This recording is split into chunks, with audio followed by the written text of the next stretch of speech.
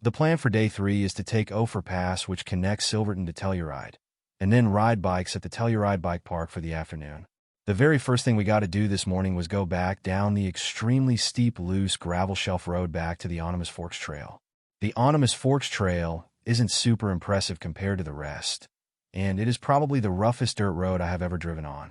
I had aired my tires down to around 25 psi, and it still jarred me around the entire 10 miles it took to get to a halfway maintained gravel road. We didn't have time to stop in Silverton this morning because we needed to be at the bike park at 1 p.m. to ride, and I had no clue what today would hold in store having to drive over Ophir Pass. Ophir Pass was the easiest and mildest mountain pass we did on this trip.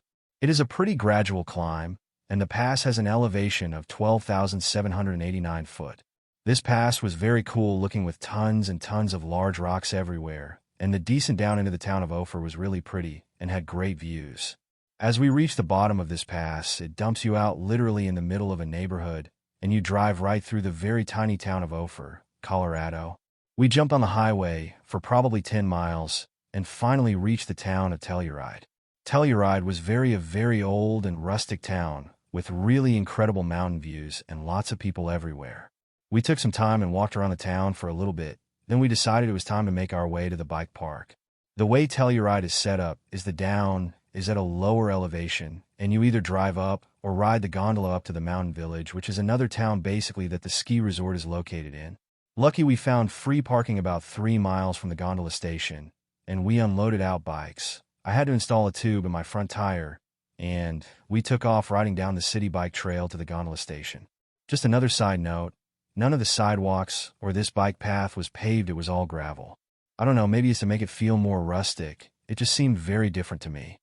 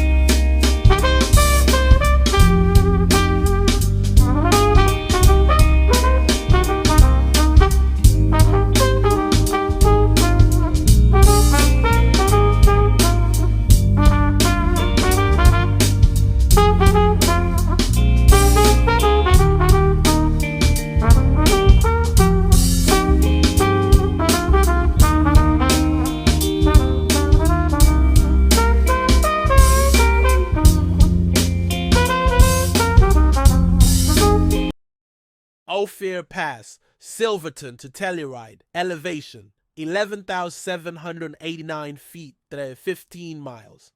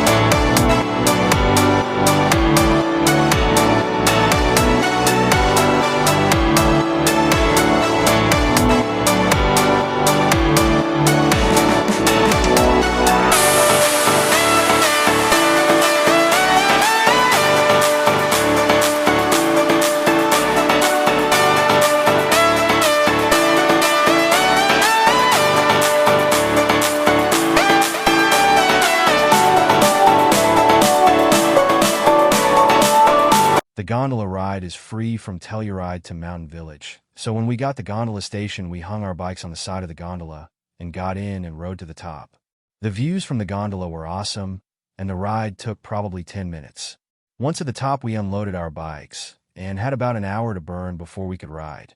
So we decided to eat lunch at a restaurant in Mountain Village. I was surprised that the food was only $15 for a sandwich and chips, but Steven bought a small bottle of sunscreen, which was $25. We bought our half-day bike park lift ticket for $35 and headed to the lift to ride to the top of the mountain. The lifts work pretty much the same as they do when snow skiing, except every other chair has been removed and a bike rack installed. So you place your bike on the bike rack and then sit down on the chair and ride to the top. Once at the top, they unload your bike and you get off the lift and ride the trails down the hill. The bike trails were rated very similar to ski trails: greens, blues, blacks, and double black diamonds. The first trail we rode was a green called Tommy Knocker. It was a fun trail and was 6 miles long. We saw some deer on the first loop down the mountain. For the next few rides, I talked Steven into riding some of the blue trails, which were rating blue, because there were some fast sections with some pretty large jumps, but generally you can slow down enough to just ride over the jumps without getting to much air. Another interesting note is that mountain bike suspensions use air pressure instead of a spring. Well, because we were at such higher elevation, the air pressure in our shocks was way too high, so the bike rode very rough, and we should have definitely brought the shock pump I left in my truck to adjust our suspension air pressure before riding. But lucky most of the trails were smooth, flowy dirt trails, so it wasn't a big deal. I ended up riding a black diamond trail, which was super fun. It reminded me of some of my favorite trails I ride in Arkansas, but with much bigger drops. The black diamond trails were single tracks that went through the trees with lots of ruts and chunky rocks, and some 3 to 4 foot drops mixed in. We rode at the bike park for another couple hours, but that was about all we could handle.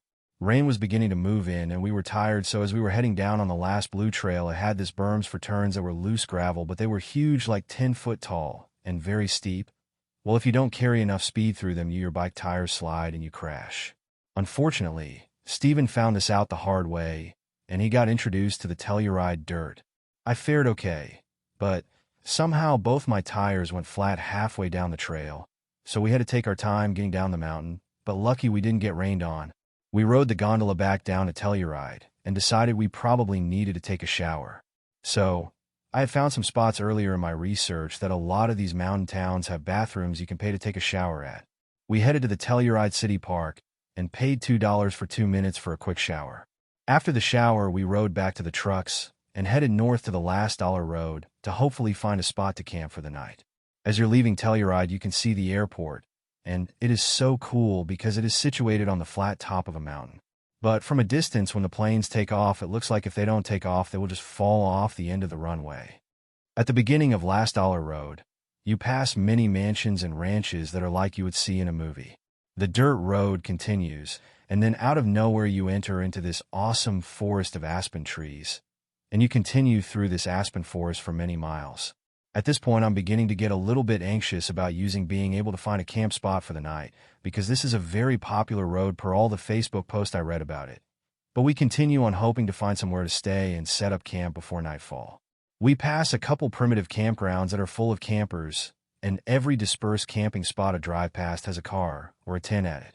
All we can do is continue up the mountain in hopes of finding that perfect spot for the night. We continue to climb until we reach the elevation where the tree line begins to disappear. The trail opens up to this huge 100-yard-long area full of basketball-sized rocks that I'm assuming was created by either mini avalanches or rock slides over the years. On the south side of the trail, there is a spot to pull over and look at the view, which is spectacular. You can see for miles down into the valley we just climbed up from, and you can see many different mountain ranges to the south. You can also see a very large thunderstorm moving in our direction. As I am taking in the view, I look over to the west and notice what I think is a rock fire pit. I walk over, as sure enough, it is a dispersed campsite with an incredible view. I quickly go back to my truck and pull it over to this campsite. No sooner than I turn my truck off and get out, the guy pulls up in a Subaru asking me if I'm camping here for the evening or just looking at the view. I tell him we are camping here for the evening, so he continues on down the mountain. We work pretty quickly to get camp set up because the thunderstorm I mentioned earlier was bearing down on us, and the winds were picking up.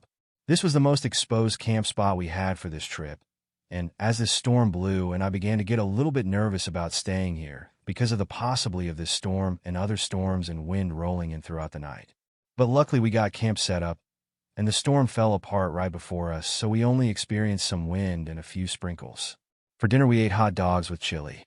The sky cleared, and we enjoyed seeing many millions of stars that looked so much bigger than they do in Arkansas. We turned on early for the night, since it had been such a long day, and we were exhausted.